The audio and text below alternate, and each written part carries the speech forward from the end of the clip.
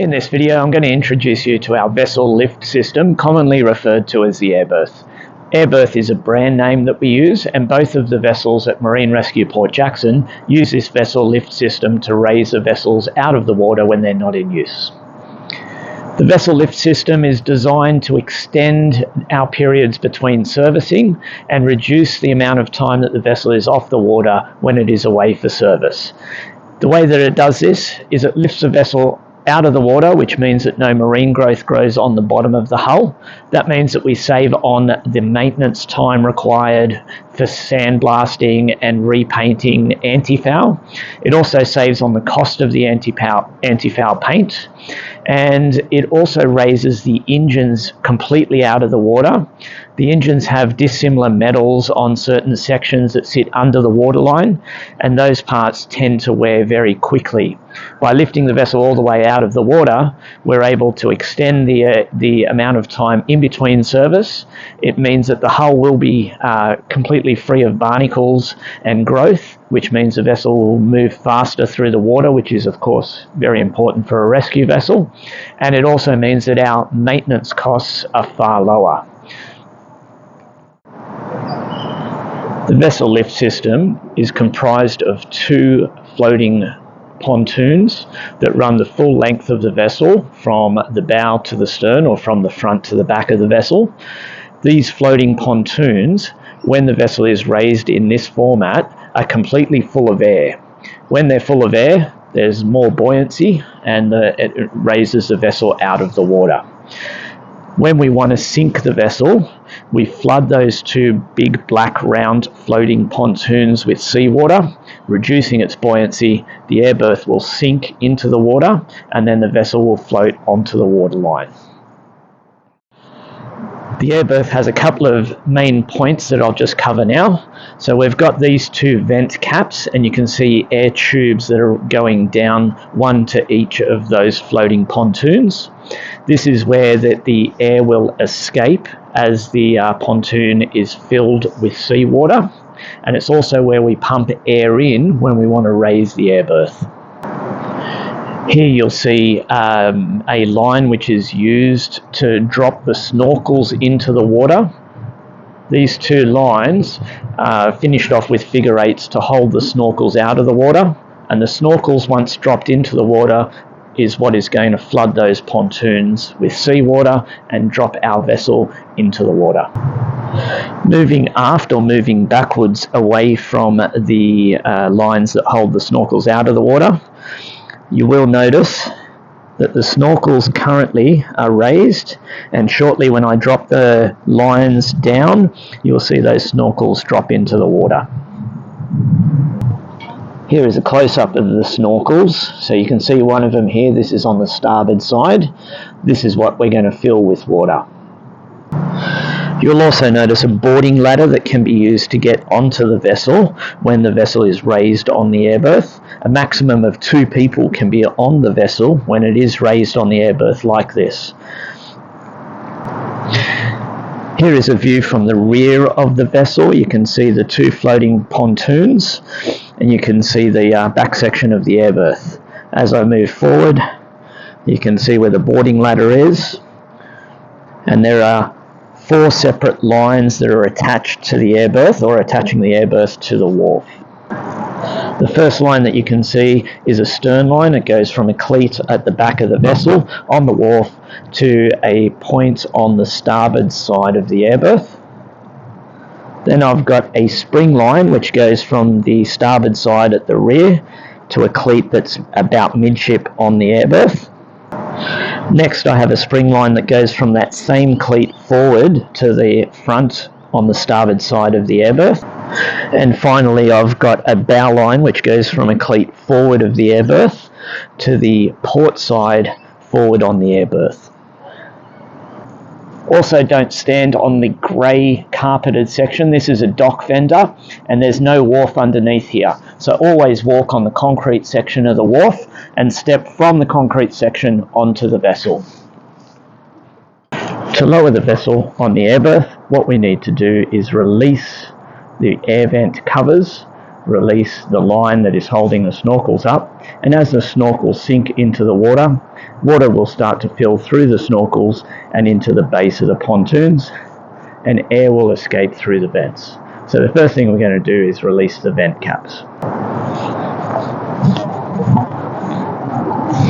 If the vessel is sitting too far out, just pull in on one of the spring lines and you'll notice that the vessel will very quickly come back in.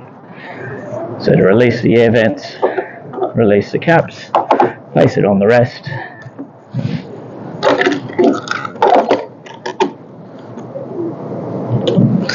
and that's ready to go. Next I'm going to drop the line and the figure of eights that is holding the snorkels up. You'll see the snorkels start to drop into the water, and as they do, the vessel will start to sink via the stern. I'm going to do that now.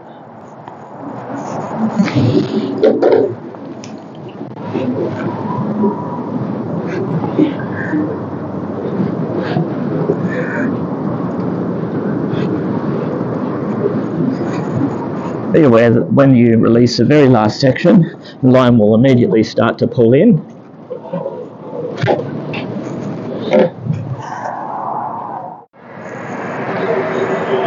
So you can hear all the air rushing out of these air vents.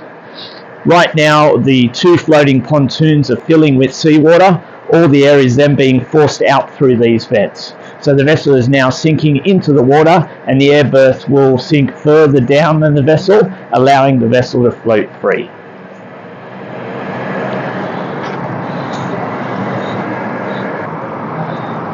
Here you can see the vessel sinking via the stern first, so it fills from the back of the vessel. The stern will float first, and then eventually the front of the vessel will be floating as the air berth sinks into the water.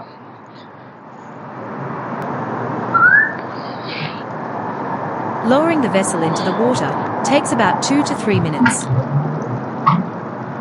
So the stern of the vessel is now floating, and the front of the vessel is just catching up. This process takes roughly about 2 to 3 minutes. Remember, as the vessel is sinking into the water, nobody can be on the vessel during this process. So while the vessel is being raised or lowered into the water, we make sure that nobody is on the marine rescue vessel as that happens. Now you can see that the vessel is floating in the water. The air berth generally takes a little bit longer to sink all the way down, but as soon as the bow of the vessel is floating in the water, it's okay to board the vessel. The vessel is now floating free, no more air is escaping, so my last bit of the process is to replace the air caps over the vents. I'm going to do that now.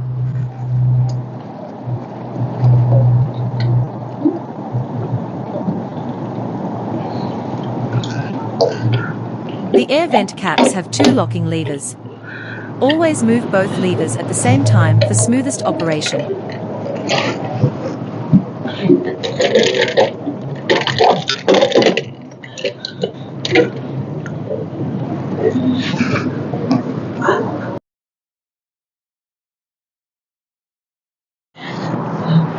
When you do need to board the vessel, pull in on that spring line if required. Then we're going to step straight across. I'm going to put one hand hold onto the metal bar and step across to the yellow section on the vessel. I'm going to do that now.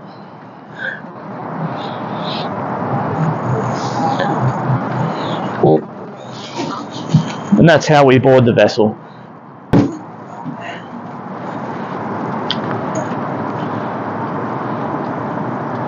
So we're just going to have a look at the different lines that I've got on the marine rescue vessel to secure it. When the vessel first drives in onto the air berth, the first line that goes on is this line here. This is a forward spring line, and the purpose of the forward spring line is to make sure that the vessel does not run too far forwards off the end of the air berth. So that's always the first line that we attach, and there's only one spring line, one forward spring line that's on the vessel, and that's on the starboard side on both of our vessels. So that line goes on first, and when you need to attach this line, it's a good idea not to put your hand in the bight because you can get injured. So you're going to take the line with the bight and pop it onto the cleat, like so. Once that's on, you would say spring line on. The next line that I'm going to show you is our stern line. The stern line gets attached onto this cleat. You can see that it's doubled up to be able to take the full weight of the vessel, because when it's pumped up on the air berth, the vessel will sink backwards, and so these lines take the full weight of the vessel. So that's attached to our stern cleat. Once you get that line on, you would say stern line on for starboard, and we've got another one on the port side as well. When having a look at this stern line, you'll notice that I have this device here called a spreader. It's called a spreader because it spreads the weight of the line so that it doesn't damage our sponsons. This is the sponson of the vessel. It's a soft side, a foam-filled soft side. And to make sure that this line doesn't dig in, we use this spreader. There's a flat side and a side with a round tube. Make sure that the flat side is against the hull of the vessel so that when it is pumped up, that tube is not going to cut into the vessel either. So here's a close-up of that spreader. You can see that the line is running through a tube, and the flat section of the spreader is against the hull of the vessel. So very important that it's in this configuration so that we don't end up with the tube pressing in on the sponson.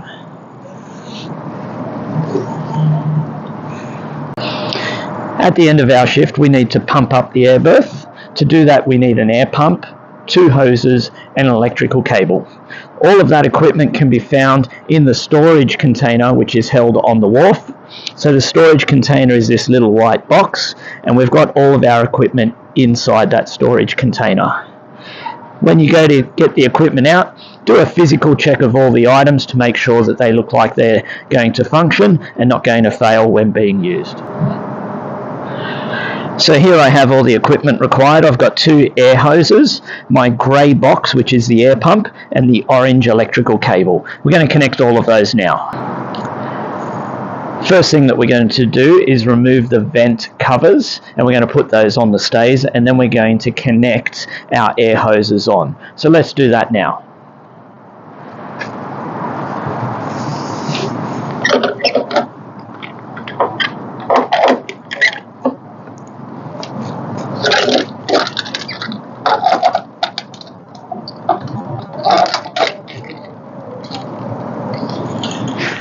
After disconnecting the air covers, I'm going to connect the right angle section of these hoses onto the air berth.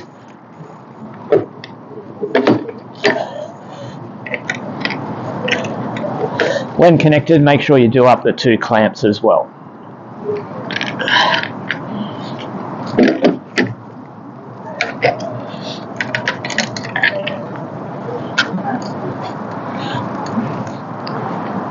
With the 2 hoses connected, the next part is to connect the other end of the hoses onto the grey air pump. I'm going to make sure that I bring the air pump fairly close, because when it does pump up, I don't want the air pump to be dragged along the wharf. Now you can see that I've got the 2 hoses connected onto the air berth as well as the grey air pump.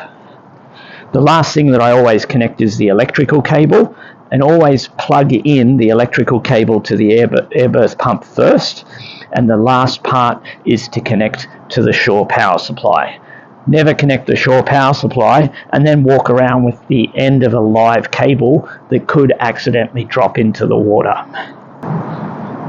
To connect the end of the electrical cable into the air pump, you can pop it up onto its side so that you can see what you're connecting into. Make sure that you have the orientation correct.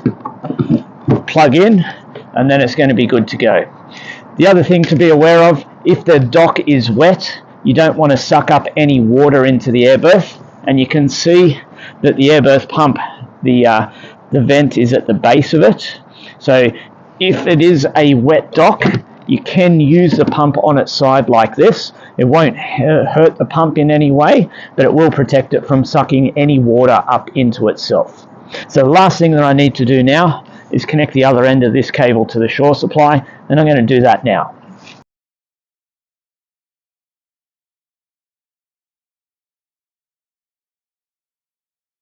So because there is no water on the dock, I'm going to leave this flat. I've checked all my hoses are connected correctly. I've got 240 volts sitting and going into the air pump. The next part I need to do is switch on the air pump with the 2 activation switches, which will start to push air into the sponsons, force all the seawater out and pump up the vessel. I'm going to do that now.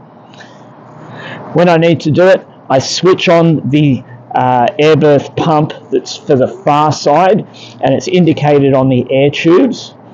So on the vents just here, I'm going to work out which one is for the far side and switch that one on first. So switching on the Air-berth, this is for the far side, so I'm going to do that. Wait 3 seconds and then switch on the other one. As that happens, you'll notice that the Air-berth will start to raise.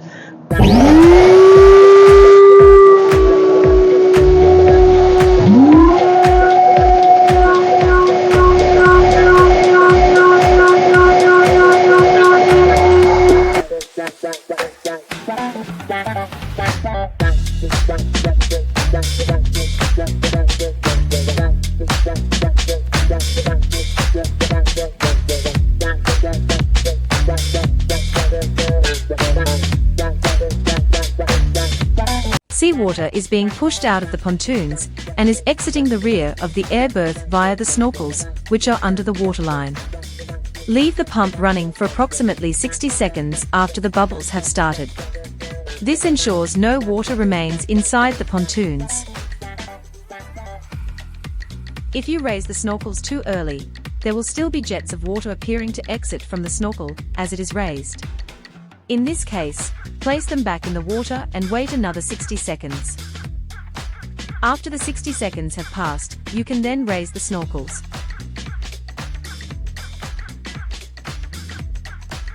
To raise, pull on the 2 black drawstrings used to control the snorkels. Each has a plastic handle for easy operation. You will need to pull almost 2 meters of line to fully raise the snorkels out of the water. Ensure there is no more travel in the line, then secure line in the plastic chocks. Finish off with figure of 8s.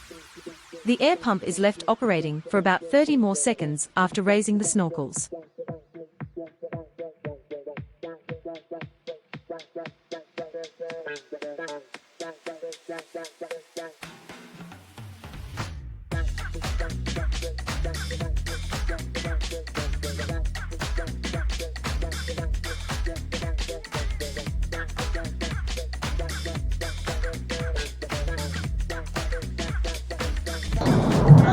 I now need to pack away all of the hoses and the cables. The very first thing I'm going to do though is go back to that power socket and unplug the power cable. I'm going to do that now.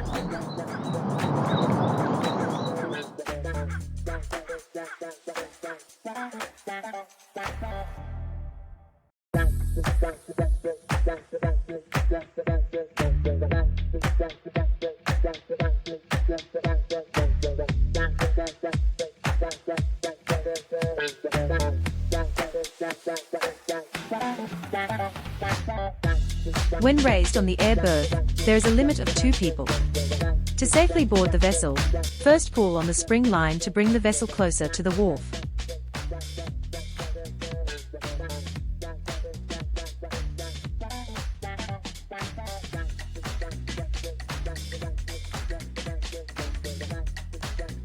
Remember not to stand on the grey dock fender. With a firm hold of the ladder, you can safely board the vessel.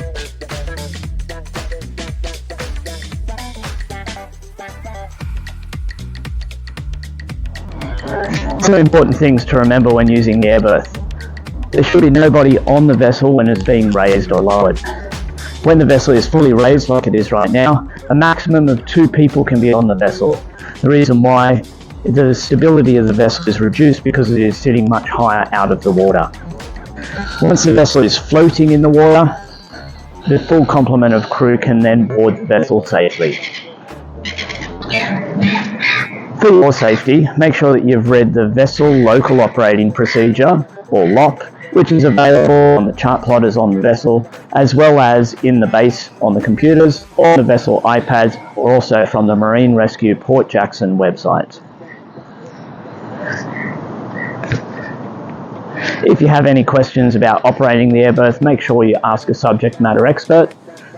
Once inducted and rated, you can operate the Air-berth unsupervised, and it is expected that once you go for your crew rating, you can do this. So it will be part of your assessment for your crew rating.